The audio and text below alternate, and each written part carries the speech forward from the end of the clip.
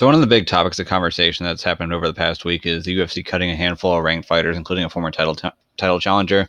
The one that got the most attention was Elias Theodorou, but there was also a handful of flyweights who had gotten pretty far up in the division. There was Wilson Hayes, who had a title shot against Demetrius Johnson. He was cut. You also had Eric Shelton, who was ranked at flyweight. He was cut. And Brian Caraway, who I don't remember if he was still ranked at the time of his cut, and I think it's been quite a while since he's fought anyway. Although he did have that loss to the guy who lost by Suloev stretch. I'm trying to think of his name. It's a tough way to remember him. He's actually a pretty good fighter. But the guy who Aljamain Sterling fought at that point. Gosh, it's going to kill me if I can't remember his name. But either way, Caraway was also released. That's the point I'm getting at here. And one of the biggest responses is a lot of people saying, well, this is just proof that the UFC is just entertainment. It's not sport. One of the people who mentioned this was Ellis Sinisic, a former UFC fighter who I've had a few different conversations with online. He's actually a pretty respectful guy. Even if you disagree, he's pretty calm and pretty good about staying on the facts and staying on the actual content of what you're talking about rather than trying to get into personal attacks, which isn't the most common thing on Twitter. So I definitely appreciate that. So his point was that this just proves the UFC is sport, not entertainment. No different to WWE in the end. My response was all pro sports are entertainment. This isn't a matter of being one or the other. And in some of my past videos, I've gone into further explanation on why I'm saying that all pro sports are entertainment. That just is what it is. That's how pro sports make their money. When you're making money, you're either selling tickets to people who are there to be entertained, or you're trying to get people to tune in because you're selling either you're selling direct distribution or you're selling to a distributor who's paying you to have distribution rights. So obviously the UFC is entertainment, but so are all the other big leagues. So again, if we're talking about a pro sport and entertainment, it's one and the same. It's not like you have to be one or the other. You're both, and the UFC obviously is both. They've known that they're both, and they're going to continue to operate as both. And that hasn't changed from the past, and that's never going to change in the future as long as they're still existing. But he said, true, but sporting performance and result come before entertainment.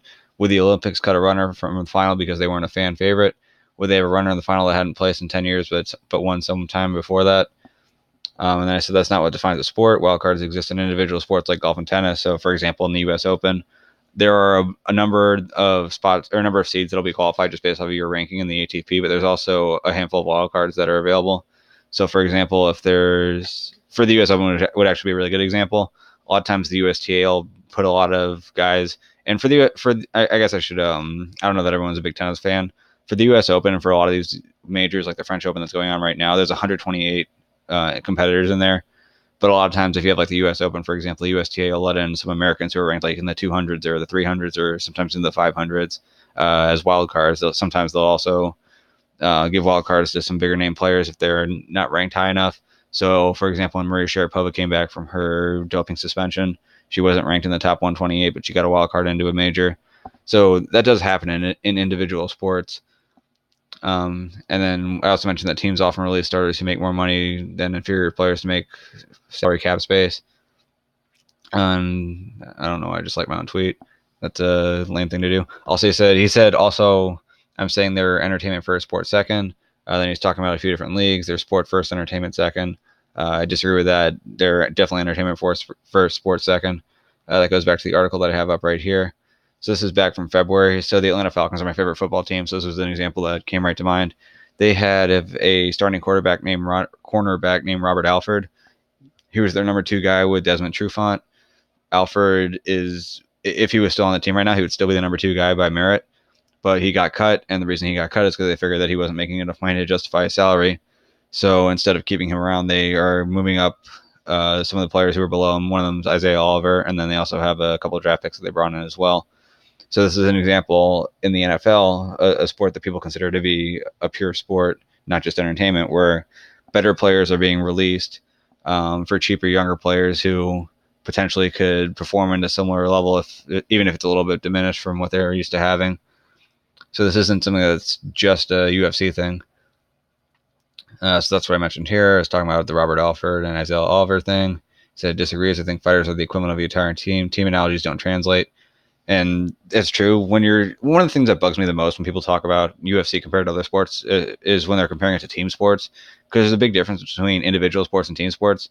And beyond that, not just there being the difference between individual and team, but another thing that's really unusual about the UFC that isn't the case with a lot of other sports is that it's really not it's just not feasible to compete that much within a year.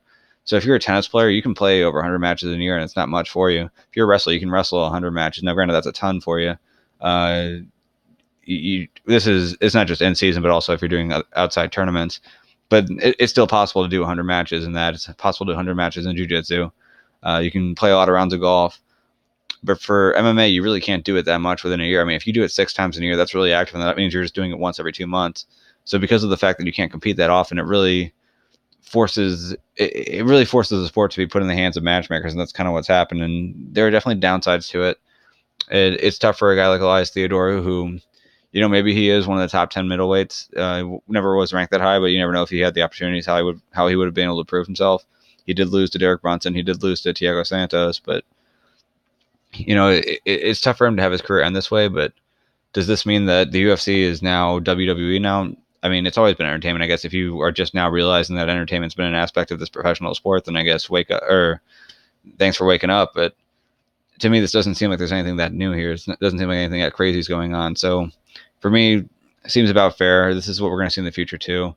As fans, we understand that there's entertainment, whether we know it as a fact or whether we just kind of know it as something where you're not going to take the time to watch it if you don't feel like you're going to be entertained. But at the end of the day, that's just how it is. So sucks for Theodorou, sucks for a lot of those flyweights who now are going to be in tough positions where they're going to have to consider moving up to bantamweight or just ending their careers. But that's the way it goes right now.